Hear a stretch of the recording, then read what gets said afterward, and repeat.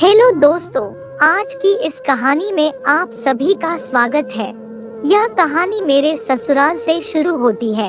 मैं अपने ससुर जी से बोली, आप ऐसे मेरे कमरे में क्यों आए जब मैं कपड़े बदल रही थी। ससुर जी बोले, मैं तो तुझे बुलाने आया था, मगर अंदर का दृश्य देखकर मेरे कदम नहीं चले और मैं वहीं रुक गया। मैंने देखा उनकी आंखों में अजीब सी ही झलक थी।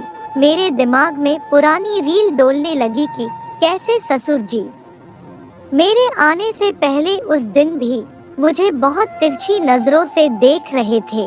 मेरी डिलीवरी का समय काफी करीब आ रहा है, इसलिए ज्यादा घूमने फिरने से बच रही हूँ। कहीं बच्चे को ठेस ना पहुँच जाए तो मुसीबत हो जाएगी। और गुलाब की कमी उसके दोस्तों ने पूरी कर दी। सच में भरपूर मजा मिला। वहीं पर मुझे अपने पति राकेश का राज भी पता चला, क्योंकि वह एक शौकीन किस्म का आदमी है और उसके दूसरी औरतों के साथ भी संबंध है। मेरे पति के बारे में यह सच्चाई जानने के बाद कई पाठकों ने मुझसे अपनी हमदर्दी जताई और कहा कि आपको इस रिश्ते में बहुत बड़ा धोखा मिला है। बात तो सही थी, लेकिन मैं कर भी क्या सकती थी। यह सच्चाई जानने के बाद मैं गांव में चली गई। सभी मेरे पहुंचने पर बहुत खुश हुए, क्योंकि मैं काफी समय के बाद गांव में गई थी। मेरी माँ देखकर बहुत खुश हुई। मैं भी माँ बनने वाली थी, अभी अभी पेट से हुई थी। पति की सच्चाई के बारे में मैंने माँ से कुछ नहीं कहा, क्योंकि मैं उनकी खुशी को बर्बाद नहीं करना चाह रही थी। मेरे रंग ढंग देखकर मेरी सहेलियां कहने लगी कि तू तो बदल सी गई है, महंगे कपड़े, साज श्रृंगार और निखार। मैं मन ही मन कहने लगी कि मैं अमीर तो हो गई हूँ, मगर पति तो निकम्मा निकला। लेकिन उसे कुछ होता भी तो नहीं है। मुझे वहाँ गए 3 दिन ही हुए थे कि मेरे ससुर जी मुझे लेने के लिए मेरे मायके आ पहुँचे। आकर बोले, बहू तुम्हारे बिना घर सुना हो गया है। माँ बोली, अपना बैग तैयार कर ले, मैं जरा समधी जी के लिए दुकान से कुछ खाने के लिए लेकर आती हूँ। मैं बैग पैक करने के लिए चली गई और कपड़े बदलने लगी। अभी मैं साड़ी पहन ही रही थी कि तभी किसी ने मेरे कंधे पर हाथ रख दिया। मैं घबरा गई। मुझे ससुर जी की आंखों में कुछ अजीब सा अपनापन दिखाई दे रहा है, जैसे कि वह मुझसे कुछ कहना चाहती हूँ। मुड़कर देखा तो ससुर जी थे। घबराई आवाज में मैंने कहा, बस आती हूँ। बाबूजी आप बाहर बैठिए। इतने में माँ आ गई और माँ बाबूजी के लिए चाय बनाने लगी और माँ चाय बनाकर लाई। हमने चाय पी, फिर हम चलने लगे। ससुर जी बोले, अच्छा संता जी इजाजत दीजिए, फिर हम आएंगे कभी। आप भी आइए निशा से मिलने, आपका भी घर है। मैं चुप थी। हम गाड़ी में बैठ गए। मैं चुपचाप बैठी थी, नजरें झुकाकर। ससुर जी कुछ देर चुप रहे और फिर गांव से निकलकर गाड़ी हाईवे पर आ गई। वह बोले, बहू तुम राकेश से खुश हो ना, क्योंकि मुझे लग रहा है कि मेरा बेटा तुम्हें सुख नहीं दे पा रहा है। उनका सवाल सुनकर उनकी तरफ मैंने देखा और पूछा, आपके कहने का क्या मतलब है। वह बोले, मतलब राकेश तुम्हें खुश तो रखता है ना, दारू पीकर परेशान तो नहीं करता। मतलब तुम इतनी खूबसूरत हो। मैं सोच रही थी कि शायद ससुर जी बात करने का मौका खोज रहे हैं। मैंने भी सोचा कि ससुर जी से बात करने का मौका मिला तो सवाल करूंगी। उन्होंने खुद यह मुद्दा छील दिया। मैं बोली, आपको अपने बेटे पर भरोसा नहीं था क्या ससुर जी, जो यह सवाल पूछ रहे हैं, या फिर आपको अपने बेटे के कारनामों के बारे में मालूम था जो आप यह सवाल पूछ रहे हैं, और इतने महीनों के बाद आपको पता चला कि आपकी बहू बहुत कम सिन है। आपको अपने बेटे पर भरोसा होना चाहिए, तभी तो वह आपका वंश आगे बढ़ा पाएगा। यह सुनकर ससुर जी एकदम से चुप हो गए और फिर वह बोले, बहू तुझे मालूम है कि तुम दोनों की शादी के बाद मैं यहाँ कितना कमा रहा हूँ, वरना मैं तुमसे पहले ही पूछता कि तुम खुश हो कि नहीं हो। मैं बोली, आपको मालूम होगा कि आपका राजा बेटा कितना शौकीन है। ससुर जी बोले, बहू तुम हमारी लाज रख लो, यह बात किसी को मत बताना। देखो मैंडी, सारी प्रॉपर्टी का वारिस वह है, तुझे किसी चीज की कमी नहीं आने दूंगा, जो चीज कहोगी वही मिलेगी। नाराज होते हुए मैंने कहा, मगर यह तो आपने मेरे परिवार के साथ धोखा किया है ना। ससुर जी बोले, हमारी इज्जत तेरे हाथ में है, अपने नाम वाली प्रॉपर्टी सारी मेरे नाम कर दूं।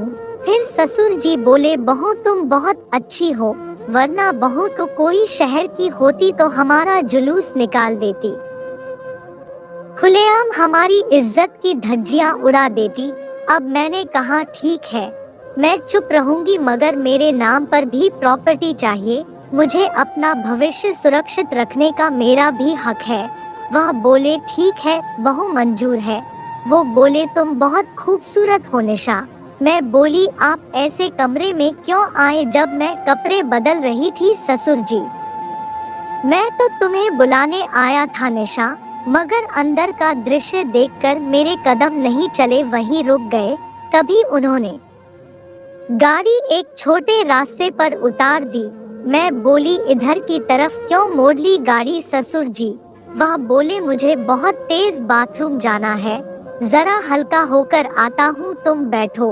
वह गए और सामने की तरफ झाड़ियों में मैं चुपचाप देख रही थी। वह अब आकर बोतल निकालकर अपने हाथ धोने लगे, फिर बैठ गए। ससुर जी बोले, आज तो तेरा हुस्न देखा है ना निशा, तन बदन में सिरहन दौड़ रही है। मैं बोली, ससुर जी कोई इधर आ जाएगा और हमारी इज्जत का जनाजा निकल जाएगा। मैं बोली, चलिए यहाँ से ससुर जी। वह बोले, हाँ निशा, आज तुझे फार्म हाउस दिखाता हूँ, अपना कभी देखा नहीं है तूने। उदासी शब्दों से मैंने कहा, मुझे कहाँ कोई दिखाता है।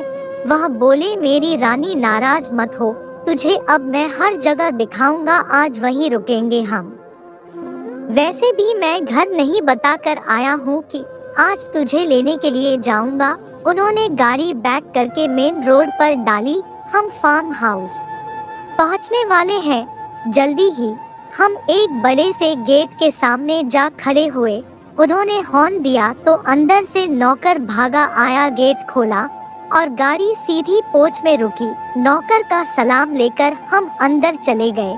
फिर हम तैयार होकर शहर की तरफ निकले। रास्ते में ब्रेकफास्ट किया।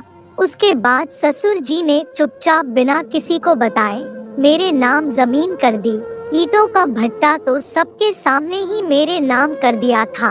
अब धीरे धीरे ससुर जी भी मुझसे खुश रहने लगे, क्योंकि उनकी कमी भी पूरी हो रही थी, क्योंकि सासू माँ तो बीमारी की वजह से बेड पर ही रहती थी। ससुर जी भी धीरे धीरे सारी प्रॉपर्टी मेरे नाम कर दी।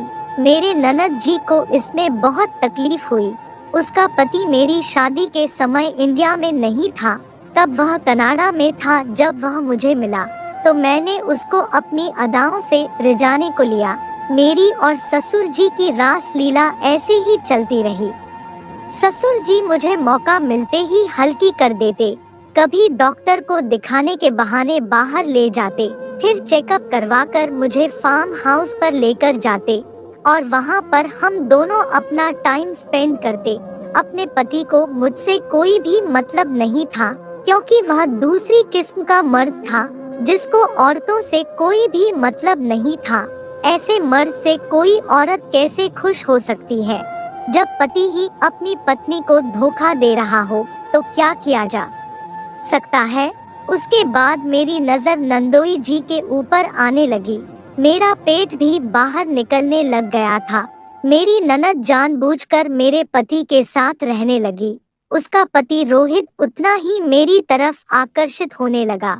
मेरी नजर अपने नंदोई पर टिकी। सोचा कि इसको भी मैं अपनी अदाओं के साथ ही रह जाऊंगी। नंदोई जी भी मौके की तलाश में मेरे इर्द गिर्द घूमते रहते थे। शायद वह भी मेरे मन की बात जान चुकी थी। फिर आखिर एक दिन मौका मिल ही गया। ननद मेडिकल लाइन में थी।